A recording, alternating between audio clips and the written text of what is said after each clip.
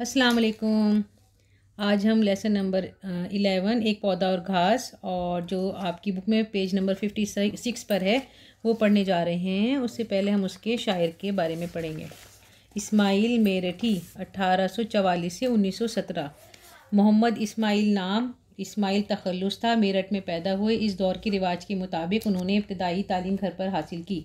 मेरठ के एक आलिम रहीम बेग से फ़ारसी ज़बान की आला तालीम पाई। अंग्रेज़ी ज़बान में भी महारत हासिल करके इंजीनियरिंग का कोर्स पास किया। कौम के बच्चों की तालीम में दिलचस्पी की वजह से उन्होंने मौलमी का पेशा इख्तियार किया। अपने अहद के अहम शायरों मसलन हाली और शिबली की तरह मौलवी इस्माइल मेरठी ने भी अपनी शायरी को बड़ों और बच्चों दोनों के लिए तालीम और तरबियत का ज़रिया बनाया और दरसी किताबें भी लिखीं। उन्होंने सादा और सलीस ज़बान में उर्दू सिखाने के साथ साथ इन किताबों में अखलाक़ी मौज़ूआत को इस खूबी से शामिल किया कि पढ़ने वाले तालीम के साथ साथ तरबियत के ज़ेवर से भी आरास्ता हो सकें। इस्माइल मेरठी ने ऐसी नज़में लिखी हैं जो सिर्फ़ बच्चों के लिए हैं और हर अहद में उनकी मानवियत और अफादियत बरकरार रही है। उनका कलाम कुलियात इस्माइल के नाम से शाया हो चुका है। अगर आपको भी शौक़ है अच्छी अच्छी नज़में पढ़ने का तो आप ज़रूर कुलियात इस्माइल, कुलियात इकबाल जो है पढ़ें। और आजकल तो इतनी फैसिलिटीज़ हैं कि आप इंटरनेट से निकाल कर भी पढ़ सकते हैं। अब चलिए नज़म पढ़ लेते हैं। इत्तफ़ाक़न एक पौधा और घास, बाग में दोनों खड़े हैं पास पास। घास कहती है कि ए मेरे रफ़ीक, क्या अनोखा इस जहाँ का है तरीक़। है हमारी और तुम्हारी एक ज़ात, एक कुदरत से है दोनों की हयात। मिट्टी और पानी, हवा और रोशनी, वास्ते दोनों की यकसां है बनी। तुझ पे लेकिन है इनायत की नज़र, फेंक देते हैं मुझे जड़ खोद कर। कौन देता है मुझे या फैलने, खा लिया घोड़े गधे या बैल ने। तुझ पे मुंह डाले जो कोई जानवर, उसकी भी जाती है डंडे से खबर। चाहते हैं तुझको सब करते हैं प्यार, कुछ पता उसका बता ए दोस्तदार। उससे पौधे ने कहा यूं सर हिला, घास सब भेजा है ये तेरा गिला। मुझ में और तुझ में नहीं कुछ भी तमीज़, सिर्फ साया और मेवा है अजीज़। फ़ायदा एक रोज़ मुझसे पाएंगे, साए में बैठेंगे और फल खाएंगे।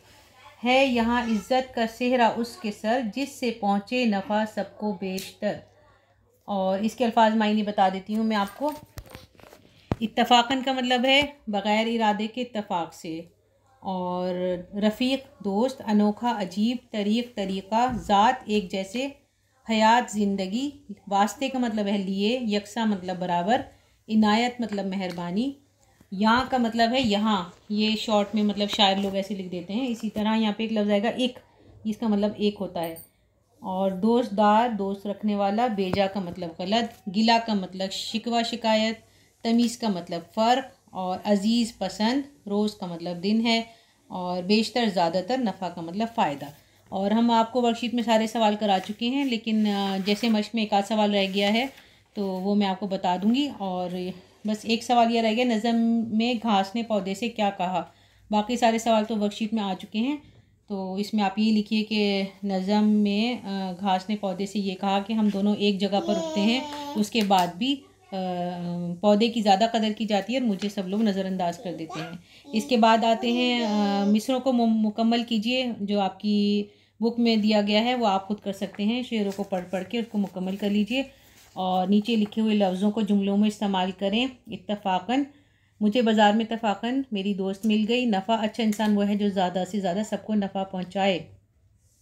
तमीज़, दुकानदार ऐसी होशियारी से चीज़ें मिक्स करते हैं कि नई पुरानी चीज़ में तमीज़ नहीं हो पाती। बेशतर, दिल्ली में बेशतर लोग आसपास के इलाकों से आकर बस गए हैं। रफ़ीक, मेरे वालिद के ज़्यादातर रफ़ीक डॉक्टर हैं।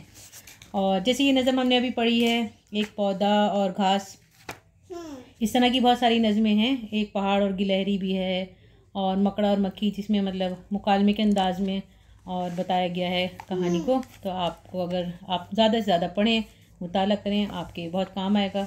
और ये हमारा काम मुकम्मल हो गया है। चलें फिर मिलते हैं अगले उसमें। और हमारे चैनल को लाइक, शेयर एंड सब्सक्राइब करना ना भूलें। अल्लाह हाफिज़।